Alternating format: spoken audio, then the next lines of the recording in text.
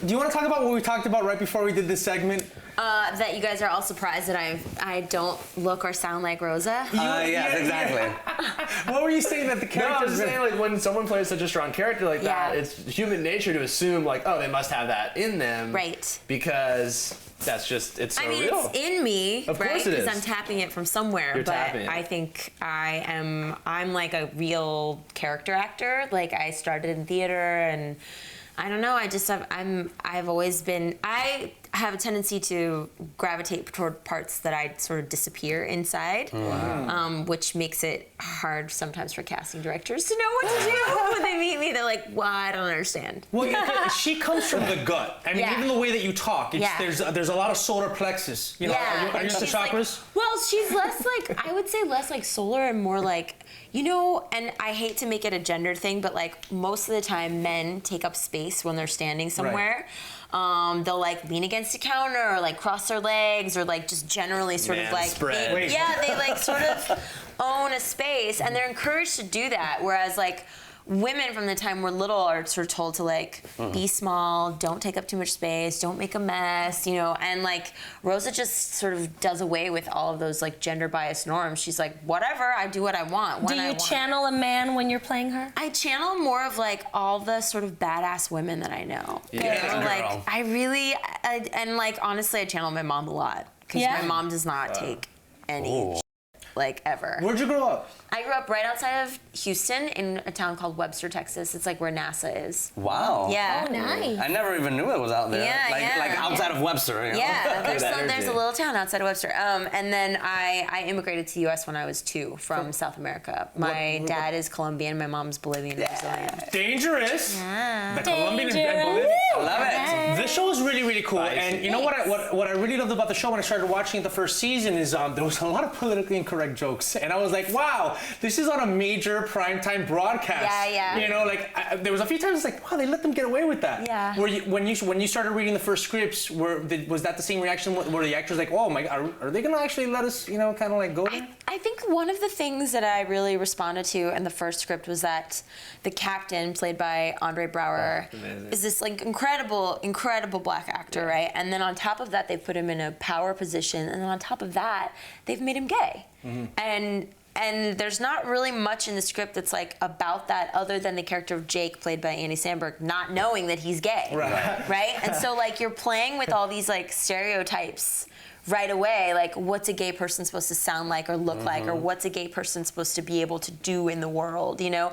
And how do we as, you know, I'm queer, but like how does the rest of society sort of see gay people and say like, well, you can't be that because you're gay, or you can't possibly be gay because you're a captain of a precinct. I love those things that Brooklyn Nine-Nine does over and over and over. It sort of like takes these stereotypes and flips them. But you know what's funny is though, it also plays on the ignorance of the Andy Samberg character, and it makes it like, you know, it's not making him evil, it's just making him ignorant, and his ignorance gets him into trouble, or we can laugh at it. Sometimes, yes, right? Like, but he's also like really good. I mean, he's everything that you would want in a white cis ally. He's like, he wants to learn so badly. He's like, wait, I messed up. I'm so sorry. Like, please help me figure out how to do this better. That's kind of cute though. I like that. It's really he's cute. trying. It's really cute. And like, and also it's like, you know, this show really, there's kids that watch this show because they grew up watching SNL, right? And so there's like 14 and 15-year-olds that are getting these messages through comedy, right? Like, it's just through comedy, and it's not like a message. It's mostly like,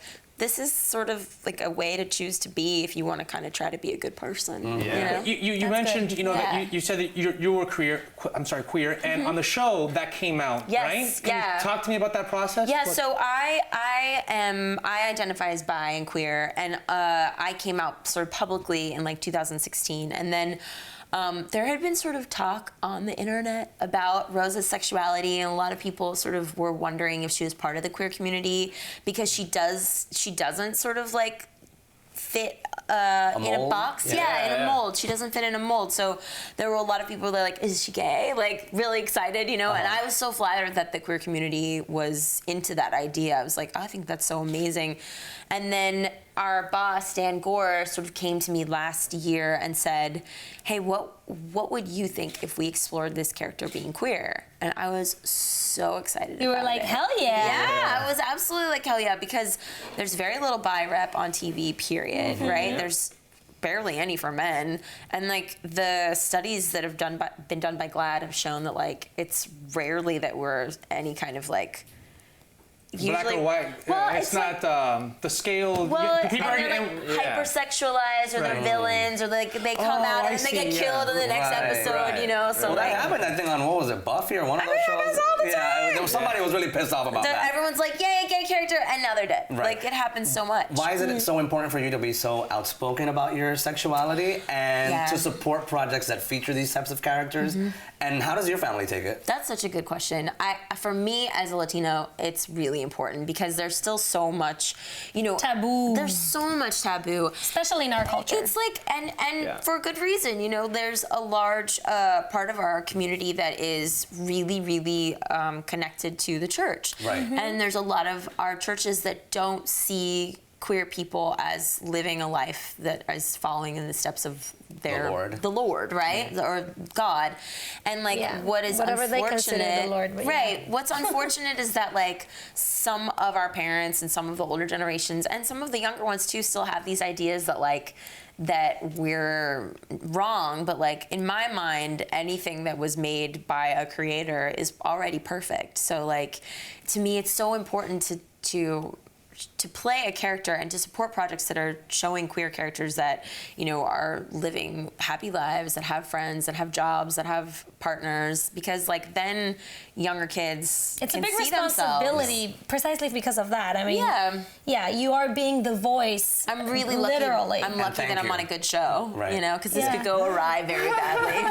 No. I would like to ask just about the overall atmosphere at Brooklyn and the set and just like what the energy is like, because it's really one of the only comedy shows that I laugh out loud at. That's you know what I mean? great. Yeah, that's so great. It's true, and it's. That's a really high compliment. Thank you for that. That's really big. I just think that the humor is not only intelligent, it kind of breaks that thing, because intelligent humor is like, oh, that's smart. Right. And Oh, funny. that's funny. Yeah. One of these. But this kind of breaks the barrier of that, That's and it's great. smart while being really funny too. That's really great. Yeah. So, I love the people that I work with. We're really lucky that we have an amazing writer's room that's like full of really smart people. Right. Just like, and they're all going off and doing their own stuff too. Like, so many of our writers have gotten their own series from being on our show. That's awesome. Like, I mean, they're really smart people, and it's also a very diverse room, which you know, some people might roll their eyes at, but I really think that like it's important to have lots of different voices in that room, because if you don't, then you end up with the same kind of jokes over and over. And I think that's why it's so funny. A lot of them are, you know, a lot of them can be homophobic or racist or fat jokes, and like we have had some missteps for sure. No show is perfect. Everyone does. Yeah. But I think as we've gone along, we've gotten sort of better and better at narrowing down what we all feel is like really smart humor, and also the cast just like works really, really well together, and we all like each other. Yeah, that's what I asked. Which is super important. It's like us here. We like each other. Exactly. And like, you know, it took me a long time before. I was very lucky. I had mostly done plays, and I had been doing like a lot of stuff. And then one day I remember turning to a friend. I was like, I'm really lucky. I've never been in a play with a bunch of jerks. And the next play that I was in, it was like everyone was just a diva, and I was like, oh, it really changes. You don't want to go to work. Energy, you know, like of course. everything's different. So this cast is amazing. Now your 5th season already? Yeah, it's the 5th season. Huge. There's I think 2 more episodes left in the 5th season. And you guys have enough shows to go into syndication, you know, once that, so that's awesome. Yeah, we are in syndication. That's a residual check that'll just keep coming, right? Hello. We're in syndication now on TBS. So like on Thursday, Fridays, and Saturdays, I think you can just turn on TBS, and there we are. Now, is that money going towards the wedding, darling? Some of it is. This wedding is going to be bigger than I ever thought. He has so many friends, because we're throwing it in LA, because we were like, oh, this way we can like have everyone that we love there, and they won't have to fly out. I'm engaged. Yeah.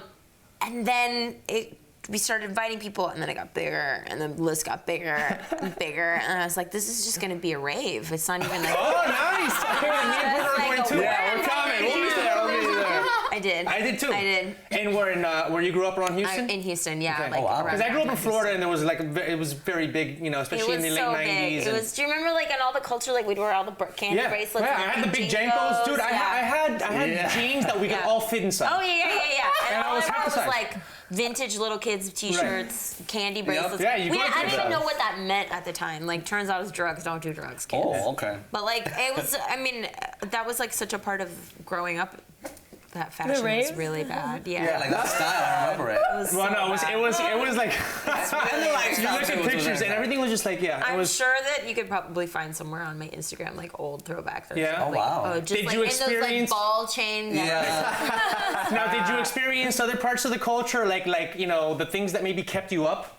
No, I was straight edge when I was in Really? school. Yeah, I wasn't. and I'm still not. I'm not a proponent. I mean, like for me, I know that marijuana is legal in the state of California, and if you can handle it, then you can handle it. But I'm. You not. can't handle marijuana. I cannot. But Rosa, she can handle anything. Rosa doesn't do drugs. She's a cop. Yeah, but she can handle it if she had She's a to. cop, you guys. Okay.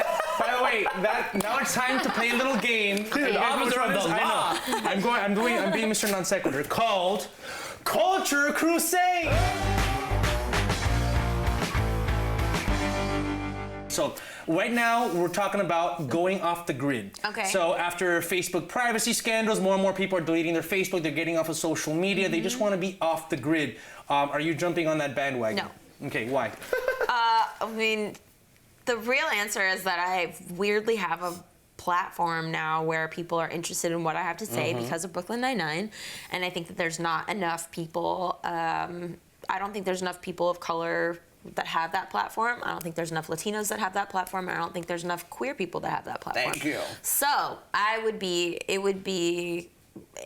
just be letting my own self as a 13-year-old down. You know what I mean? Because when I was 13, I would have killed to be able to reach out and find myself. Even on TV, I didn't see myself ever, you know? So like, I would have just been so excited to be able to connect with someone in the public eye that I identified with. So for me, it doesn't make any sense to give that platform away. Props. Yeah. Thank you. Yeah. See? Awesome. Stay We got on the another grid, one? guys. Oh, wait. No, that's it. It's just the one Culture Crusade. Just Oh, this is one? Yeah, just the one. Okay. Oh, this game is new to me. Don't expect me to get off of Facebook. No, that was a good game. It was smooth, I like it. Yes, good peaceful, messages. good game.